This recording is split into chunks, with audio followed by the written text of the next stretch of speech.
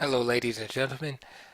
We are continuing our series looking at the 1965 candidates semifinal, which took place in the former Soviet Union, Tbilisi, Georgia, to be exact, between Mikhail Tal and Boris Spassky. Um, the winner out of this contest would go on to face Tigran Petrosian in the 19 World Championship. The first game was drawn in this match.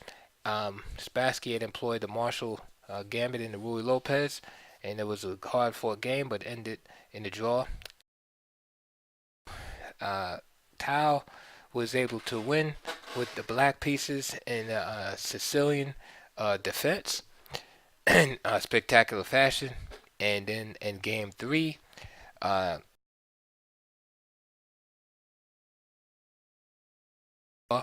against Spassky, Spassky played good, equalized the game, and there was absolutely really zero danger in the position.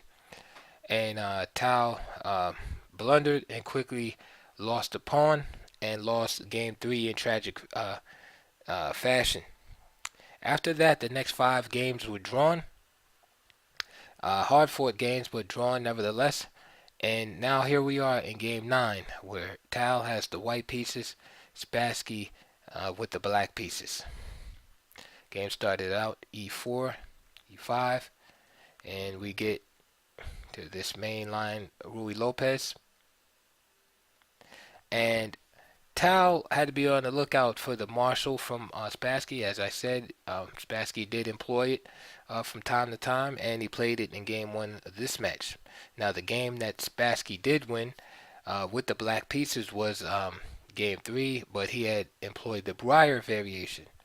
So here, um, Spassky is making sure, especially at the castle, um, and Spassky now playing d6. Tao decides to avoid the marshal altogether and plays this anti-marshal system. So b4, c3 is played, now d6, and a5.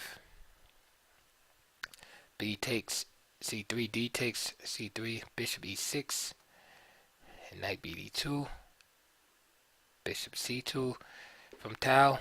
Again, Tao has the white pieces, Spassky black, knight f1, g6, knight e3, and bishop f6. Now, of course, if black could have his way, he would engineer the move d5. But of course, white is not going to let him have this that easily. So therefore, knight d5 is played, attacking the bishop, bishop g7. Now bishop d3, attacking this pawn on a6. That's one of the downsides of the b4. B4 move in this anti-martial after a4 is that the pawn gets fixed after a5, and then white starts attacking the pawn weakness there. So the rook has to go back to a8. Now knight g5. Tal is attacking the e6 bishop, and Spassky simply decides to keep his bishop here and has this idea of playing h6, just booting the knight off. Bishop c4, h6, knight f3, and the bishop comes right back.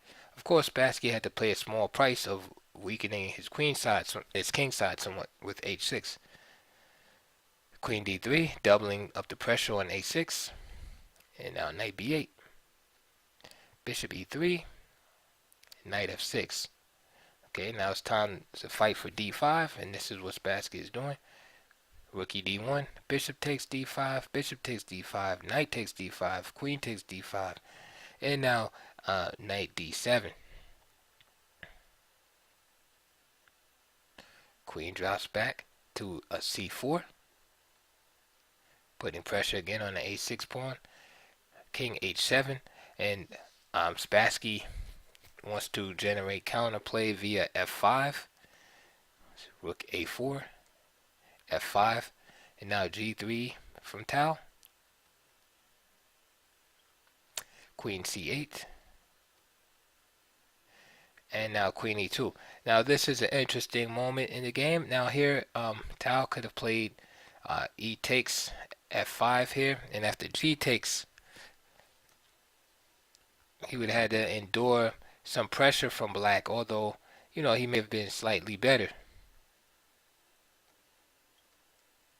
Knight e5, for instance, queen d5, and bishop f6, with this idea of removing the knight on h4 and then plopping in the knight on f3. So therefore, bishop f4, bishop takes h4, bishop takes e5 to prevent that idea. And then d takes e5, g takes h4, and we can see that white's king comes under some fire, although black's pawn structure is very weak.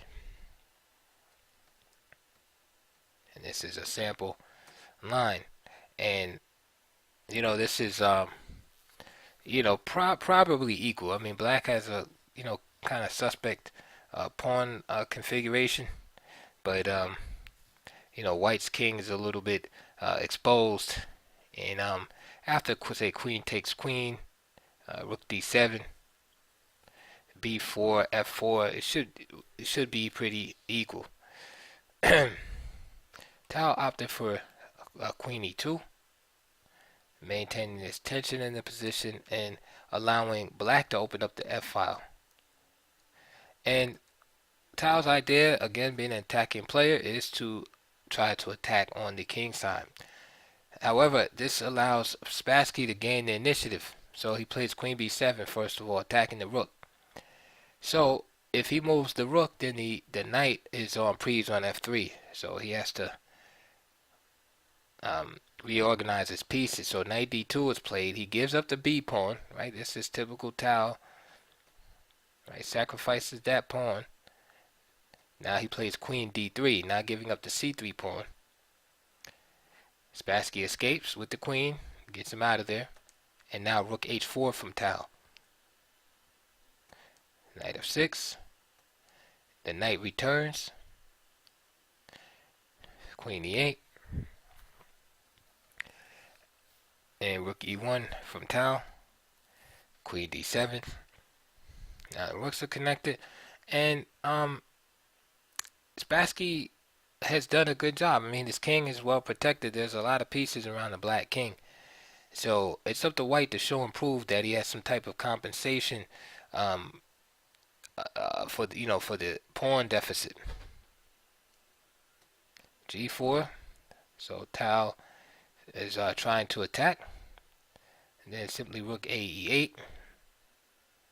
So bishop takes h6, bishop takes h6, g5, knight h5, g takes, queen f5, and Spassky has done well. He's kind of baited Tal into attacking, and he really has no attack. He's overextended himself, and now he's just simply down material, and he has a bunch of weak pawns.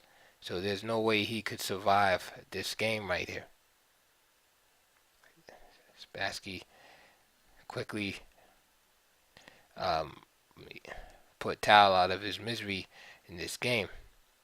Defended very well, and he counterattacked very well.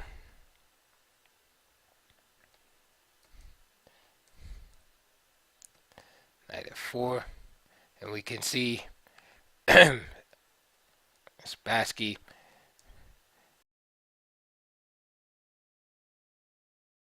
continuing to snatch pawns and drive Tal's pieces back. And the rest of it is just some desperate maneuvers from Tal trying to hold on here. And after rook a1, Tal resigned. So after 5 drawing games in a row, Spassky breaks through again with the black pieces in the Ruy Lopez. And interesting because Spassky's won 2 games with the black pieces and with the Ruy Lopez, and seems to give Tal fits in this match.